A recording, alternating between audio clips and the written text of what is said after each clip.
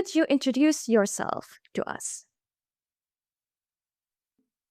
Hi, I'm Avery Roberts. I am a disability and rare disease advocate. I'm located in a suburb of New York City. Um, Kelly and I both live with congenital muscular dystrophy, which is a rare genetic disorder of the muscles that causes them to break down faster than they can repair or grow, which leaves Kelly and I both as power wheelchair users. Kelly and I do a lot of work in the disability and rare disease spaces. Uh, we co-host our podcast called Wheel Talk with Kelly and Avery, as well as founded a brand called Ladies Living Rare.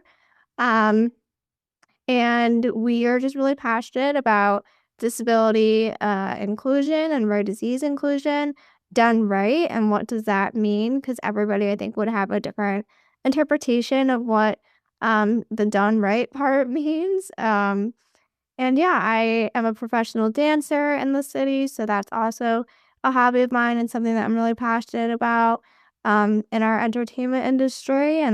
Um, and yeah, excited to chat. Kelly, I'll pass it to you, girl. Yeah, you covered a lot, but hey, I'm Kelly. I am also a rare disease and disability advocate. I live in the States, Ohio specifically, so more the Midwest central part of the map. And yeah, I'm just really passionate about access and disability inclusion, like Avery had touched on.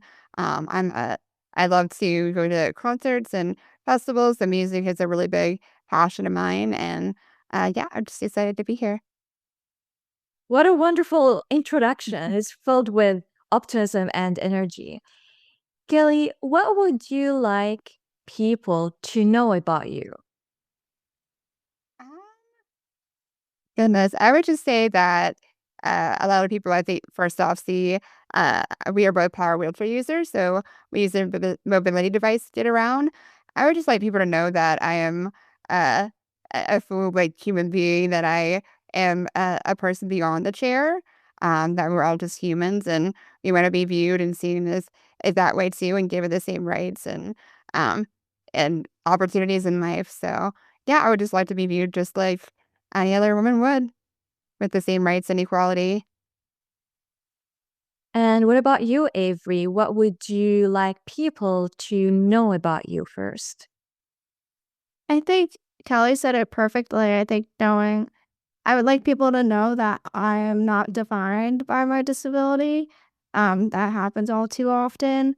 And yeah, I'm a human first. I feel human things. I see like human things, like just everything human. And I live a very full and fruitful life. And I don't let my disability stop me in that way. But like Kelly said, I think when people see the chair, it's immediately drawn to a misconception that probably multiple assumptions that people have. And so I would like there to kind of be no barrier like that. I think I would just like to be treated like anybody else because I am like anybody else. Now, how do you describe your diagnosis for those who might not know?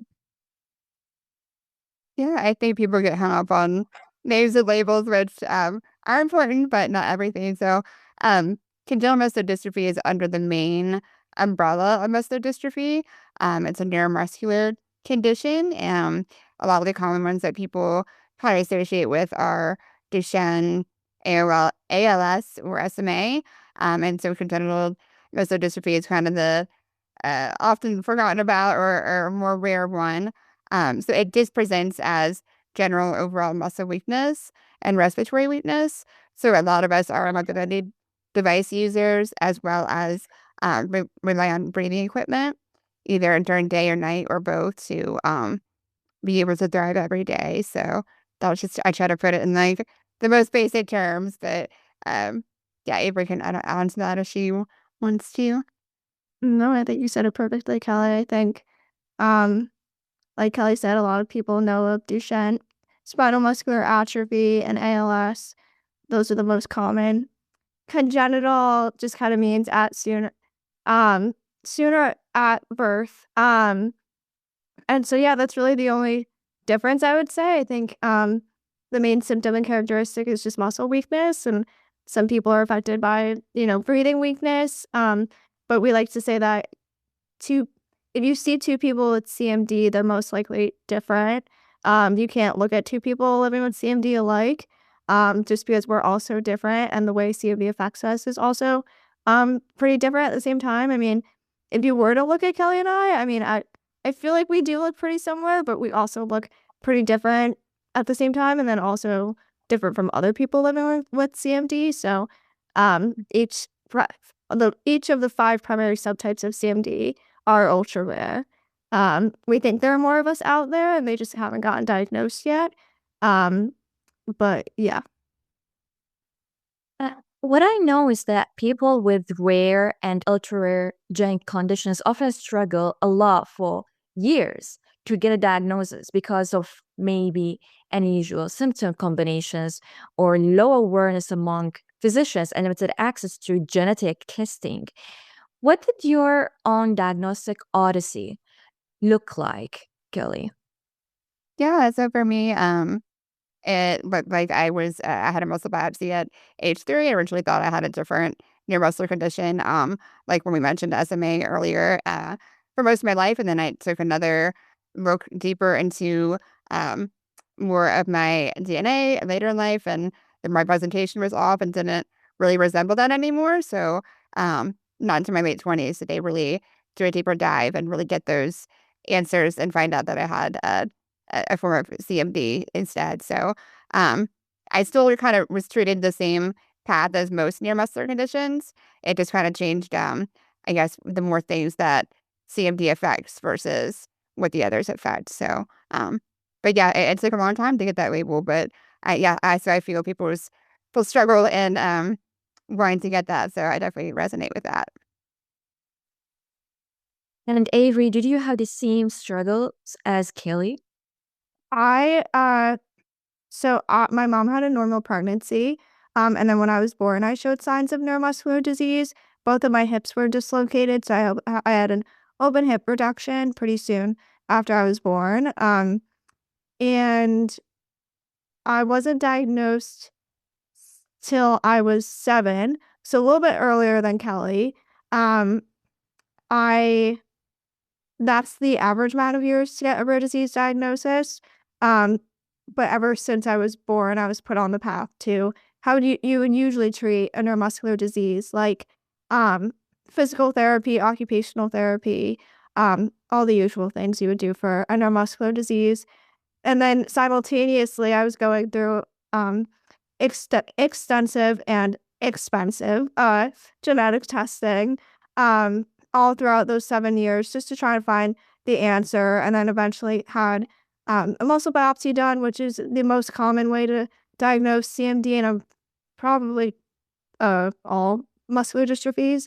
Um, and then I was officially diagnosed at 7 years old, um, which I feel like in a way that moment is so pivotal because it finally got us the answers and it got me a quote unquote label.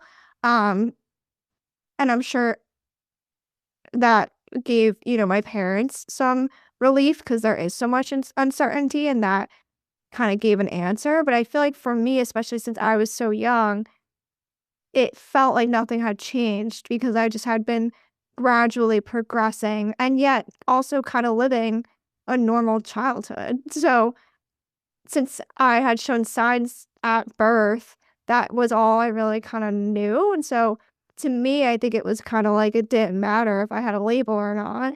But I'm sure for my parents, it was definitely pivotal. And then after that, which I'm sure we can go into, like finding community after then finding that label, there's truly no words for it. Um, and so I I would say my diagnostic odyssey was a pretty typical one, at least for someone living with a neuromuscular disease, um, but similar and yet different to Kelly since I was never misdiagnosed with something, and then also I got it pretty early in life. Did you feel any sense of physical or emotional relief after receiving the diagnosis, Kelly? Yeah, I think it was just like you said, relief. Like I finally got that answer. So it was like, oh, like I can breathe and kind of feel like, okay, things can start from there. Like, not that life hasn't started, but like that's just such a big chapter that's begun from there. Like, okay, from that point on, I know that I have this and I can seek out care for this or seek out this community. So yeah, it really was just a pretty big moment for sure. Now let's talk about your podcast. We'll talk with Kelly and Avery. Why did you start the podcast and what do you hope it does for listeners and for the rare disease and disability communities? Yeah, I think we just kind of saw a gap with, I don't know, representation. Didn't really see like two rare ladies like us out there, um, having conversations and diving deeper into topics that really aren't talked about or have a new spin on it, like just to have fun and have conversations and amplify other disabled voices. So we kind of wanted to just start that up and be that voice and be that sense of comfort and maybe help others that are in that same journey and position. What about you, Avery? Do you have any other input on the reasons or the goal for launching this podcast? I would say one of our main goals was not only just amplifying the disability and rare disease community's voices, but also giving a platform to conversations that we feel are so at the forefront of those living, this same life as us and having the same experiences as us, but but those conversations are often overlooked or often dismissed. So we wanted to give a platform for those to live, but also put a little spin, put a little Kelly and Avery spin on it of, making it funny and humorous and have it throw in a little wit in there. Kelly and I can be a little feisty at times. Um, so just kind of having fun with it and also just bringing light to what we're all dealing with. And then also something that's just been so incredible, and I would love to give a shout out to them, is just the young CMD families that are finding the podcast and feel like their experiences are being so validated. And then also just hearing it gives them hope, I guess, for the future for their child. Um, and then hopefully we hope that like young, CMD girls or young girls, or you don't even have to be a girl, a young person, young child, whatever, eventually finds the podcast and also feels seen, heard, and validated um, by our experiences. And then also just the voices that we're amplifying on it. So it was scary. I mean, I think anybody who knows launching a podcast is no easy task, and it's also time consuming and a lot, especially because Kelly and I are so like we want to do it right, very much a perfectionist type A people in a way. And we but the love that we felt for the podcast ever since it's launched is just truly our hearts are so full, so we're really grateful. In your experience, Kelly, what are some blind spots that even supportive or progressive people have about disability? Well, I feel like language has been a pretty hot topic recently about how they speak to or identify with other disabled individuals. I think people, oh, I forgot, or they get embarrassed, or they use terms that are kind of outdated and not and can be harmful to some people. So I think just being educated on what's appropriate to either say to an individual or use to describe them. Yeah, I think language is a big one. What about you, Avery?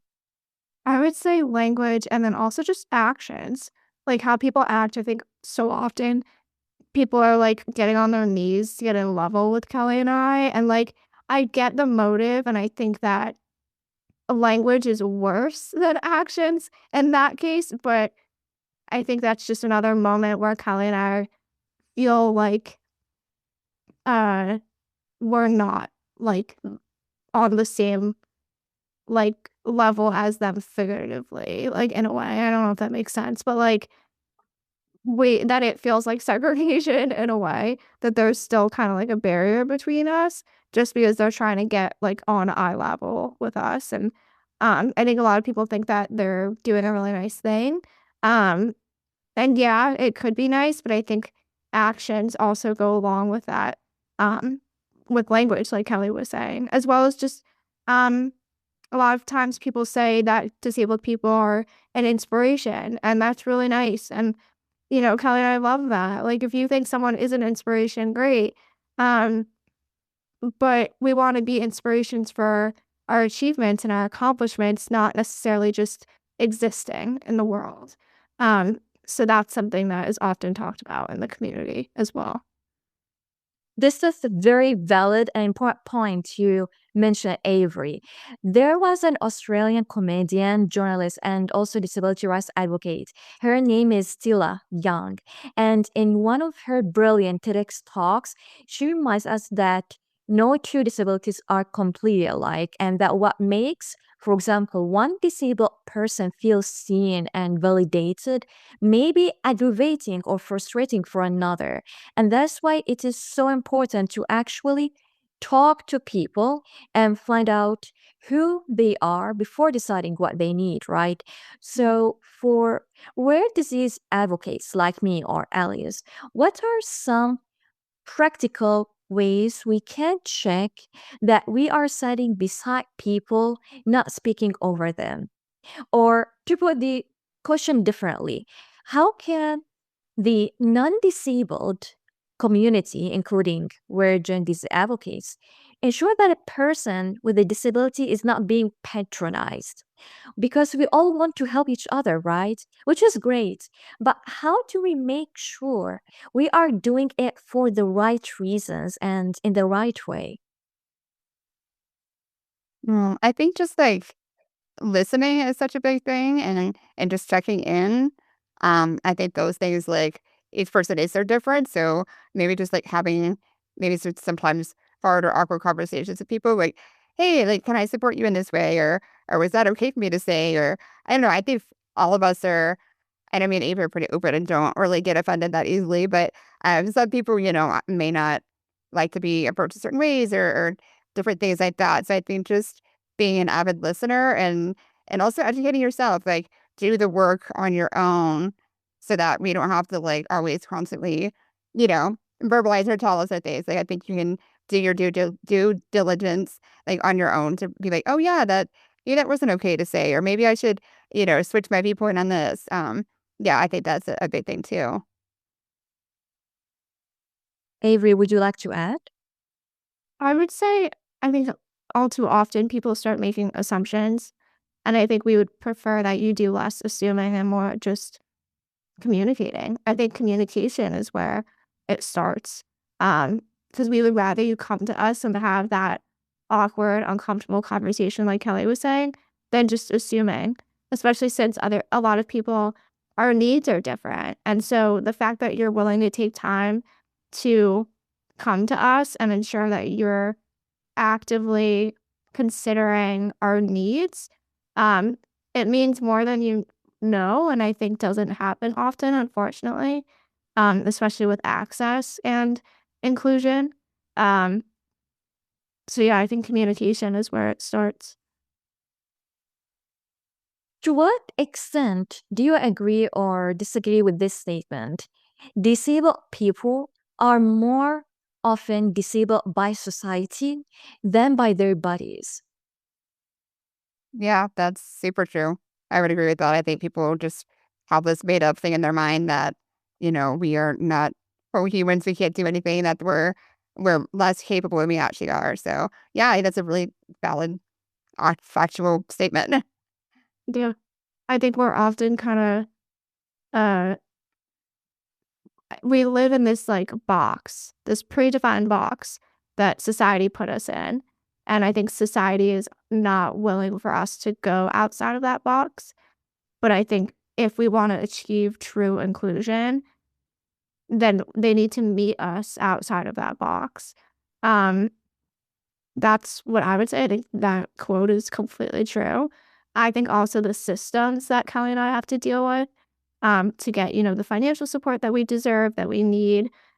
Living the disabled life is a very expensive one. I'm going to be completely honest there. Um, the systems often are set up to set us up to fail, basically. And so I would say multiple different parts of society that quote applies to for sure. When someone meets you for the first time, Avery, what do you wish they would ask you about? And what are some questions you really wish people would stop asking? Uh, I would say I'd like, I think so often people are like asking about my chair. I think that's like always the first thing. It's never, what's your name? Or like, how are you? Stuff as simple as that. I think people take that for granted. Like the pleasantries like that. Like, usually the first thing we hear is, how fast does that thing go? Or do you have a license for that thing? Like that kind of stuff to do with our chairs, our wheelchairs. Um, so I think that's what I would like. I think again, it goes back to like just treating us as, normal human beings. What would you say, Kelly? I'm so curious.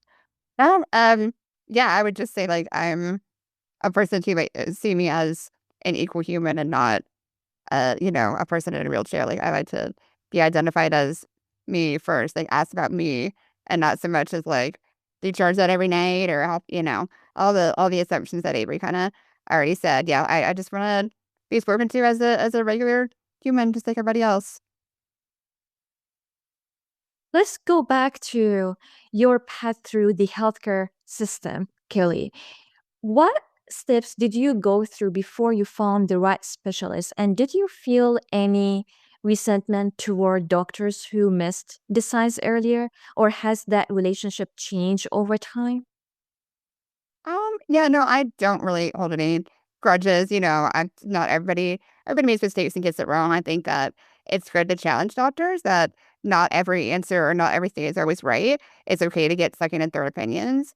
So I definitely think it just takes finding that right care team that supports you and backs you and really wants to get those answers for you. That's really what it's about. And yeah, it just took yeah, like I said, like finding that extra person that really cared and wanted to seek out those answers for me as well. So just getting someone to really dive deep into your medical journey and seek that out for you. That's really what it took. And Avery, did you face any struggles within the healthcare system, or are you still trying to combat any struggle that is related to your health condition within the healthcare system? Um, I think very often uh our rare disease community has to see specialists, usually out of state because our diseases are so complex. A lot of our community members have to see specialists all around the country. And because of that, insurance usually doesn't cover some things, Medicaid usually doesn't cover some things.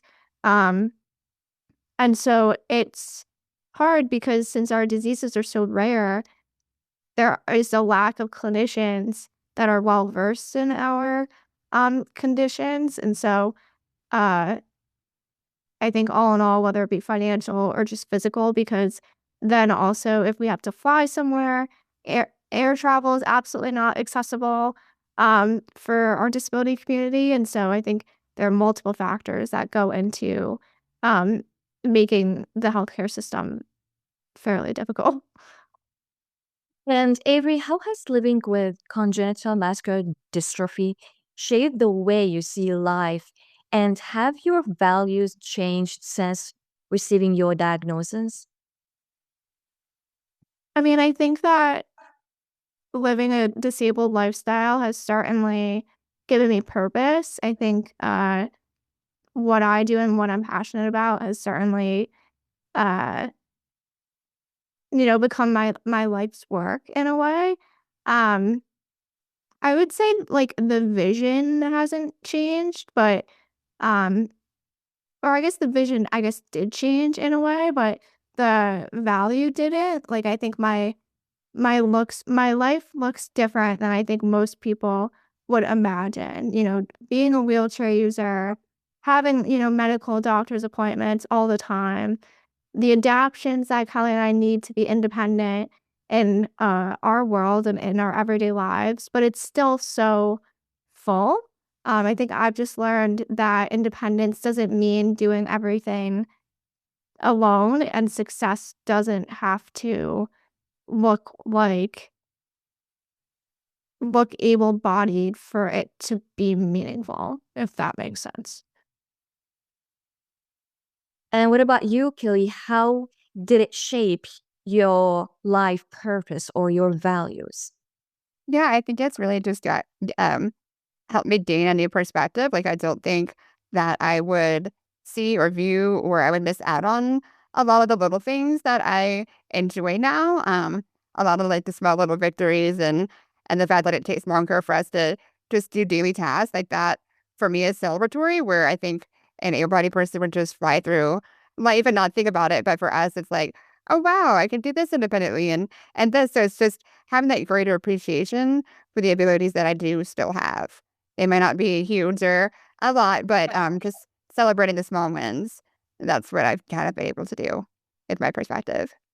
I think also, if I could add to that, I think, um, what Kelly and I have definitely learned, is just live every day like it's your last. Like, don't take, a moment or opportunity for granted. I think, unfortunately, Kelly and I have experienced some loss in our community the past couple years, and I think that has just really reminded us how fragile life can be, and how much you need to stay in the moment and be present. So I think that's definitely what it's taught me as well. That is so wonderful. And for listeners who might have just received a rare disease diagnosis or who are still waiting for answers, what message would you want to leave them with? Yeah, I would just say you're not alone. A lot of people are out there having those same experiences and those same challenges. And it might seem like, small in the world is all this and that, but just know that you're valid and in that journey and try to seek out others that are maybe in that same position or in your community that could also help you um with those challenges and know that you are, together you're better at it. So, yeah, I would just say try to seek out others like you and those same experiences. This is really helpful to have that person to lean on. Avery, do you have a different message that you would like to give it or leave it for those patients who are still living with an identified diagnosis? I would say give yourself permission to grieve, um, but also give yourself permission to dream, ask questions, find community early. Oh my God, I can't stress that enough. Just connecting, with the disability community, connecting with the affected individuals themselves to show kind of what is still possible after, within life after a diagnosis, both online and, in real life. I think peer support has been just as important as medical care to me. I would say maybe even more, a little bit more important than medical care. And I think seeing people living, the full lives that they live with a disability, changed what I believe it was possible. Um, and I think also don't measure your worth by what your body can do. I think your life can still be rich and meaningful and joyful and fulfilled, even if it looks a little bit different than what you expected.